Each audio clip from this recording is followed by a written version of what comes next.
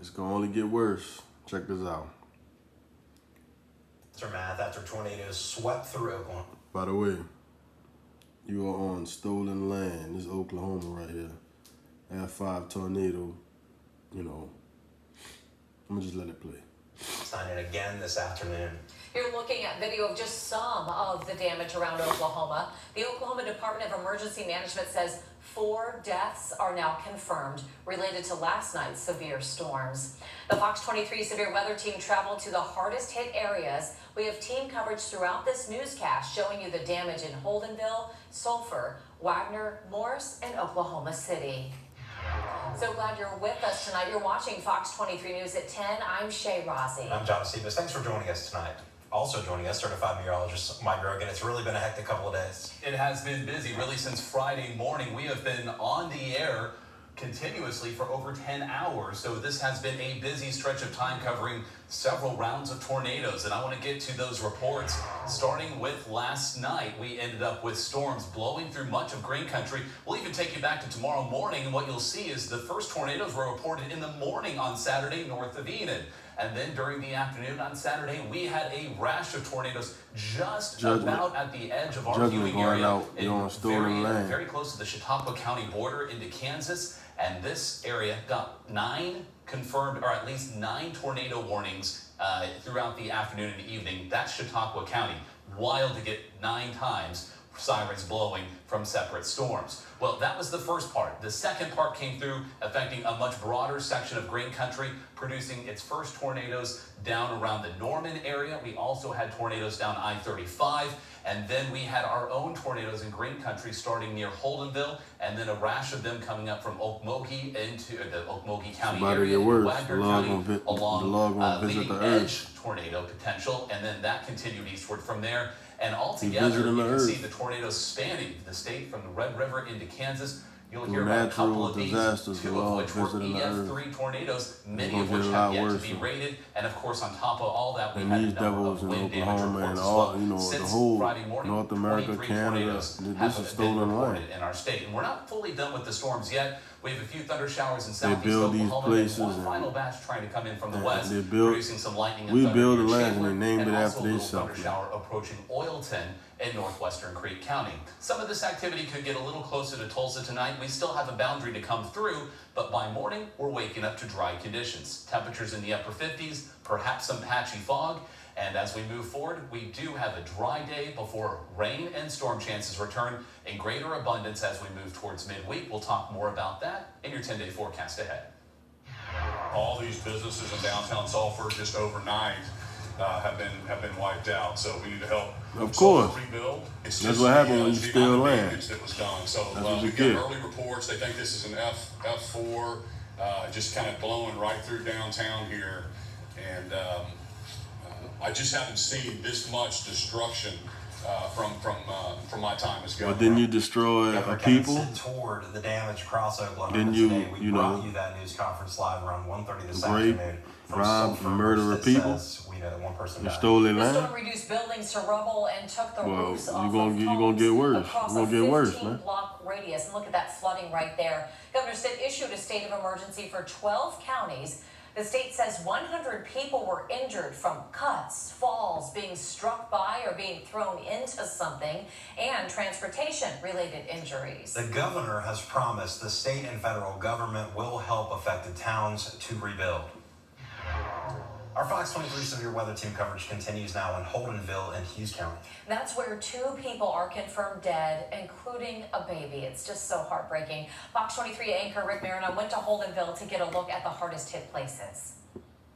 There are multiple families just around Holdenville who have living situations just like this one, but I'm told by emergency managers when it comes to supplies, disaster and happens like and they want you to Walmart feel and the sorry American for Red them. Cross have already stepped up. No, if you feel the don't urge go to like help, that. right now they're asking you to pray for these families for the things they have to experience in the Hey, weeks don't the ahead. scripture say? My whole family lives up and down Highway 48. Hey, don't the scripture say, pray not thou for this people?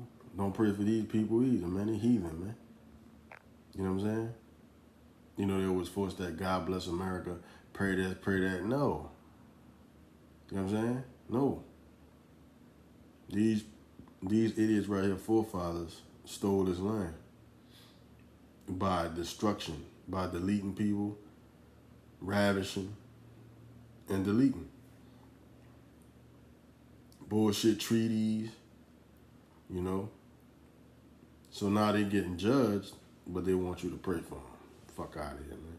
I was on the phone with my mom and dad. They were in the cellar, and we saw it we could tell it was over their house. Stephanie Kazee watched on TV and at times in person as Saturday night's tornado moved in on her family's property just outside of Holdenville. This house belongs to her Aunt Judy. It still had walls, but when it came to the roof itself, it ended up across the street and in a nearby field. And then we got Judy on the phone, my aunt here, and we knew it was on her house, and my husband said, it's about to hit, and she said, I had already hit, and he said, no, it's about to hit right now, get down, and we heard it explode our house. With 2 dead, including an infant, and 4 injured, Stephanie says her family counts themselves as lucky, despite the work of rebuilding just getting started. Her aunt just moved back in last week after the home was damaged in a storm and completely remodeled over the last 9 months. 2, 3 lifetimes of work to put all this together, and in moments it's gone. To the Get south off and that west of her land. aunt's house, Look at that beautiful land homes that either was stolen. erased Look from at their all that beautiful. foundations, or at least missing So them walls and tornadoes roofs. gonna keep Some happening. tried to speak We on with me, but were stolen too land. emotional about how much they got, not just to losing it all, but losing their lives. If you're Beautiful. wondering what this is the remains of, we were told by emergency managers this was a You touched- double-wide trailer that was Salaki. completely swept. You touched the apple of the Lord's eye. You know, the so-called Native American, the Northern tribe. You know what I'm saying? So-called Mexicans. All right, the Lord's chosen people, the apple of the Lord's eye, and you destroyed them. All right, and you stole their land, and you named it after yourself. So this judgment going to continue to happen. Destruction going to continue to happen. And blown at least. He's going to destroy your measly little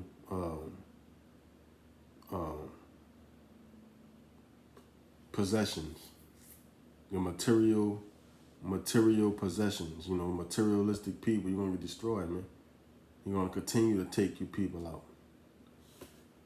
Quarter of a mile north is where the debris from this house is now. Emergency management says this double-wide home is where the infant who died lived. The circumstances of what happened are not clear, but judging by how the manufactured home looks now doesn't require too much imagination. We have quite a bit of structure damage, anywhere from minor to completely gone. We have 4 injuries and 2 fatalities, and an adult male and a 4-month-old infant.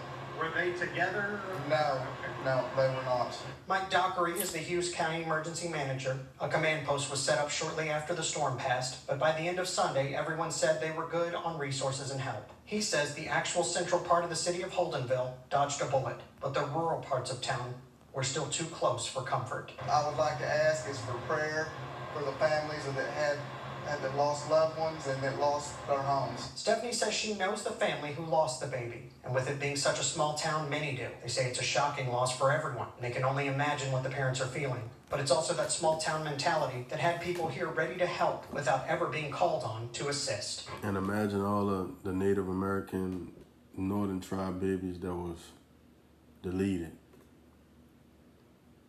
And some of them burned alive. Some of them fed the alligators. And they want you to feel sorry for that. No. That's not how this go. That wasn't even that long ago when these things happened, man. No. No.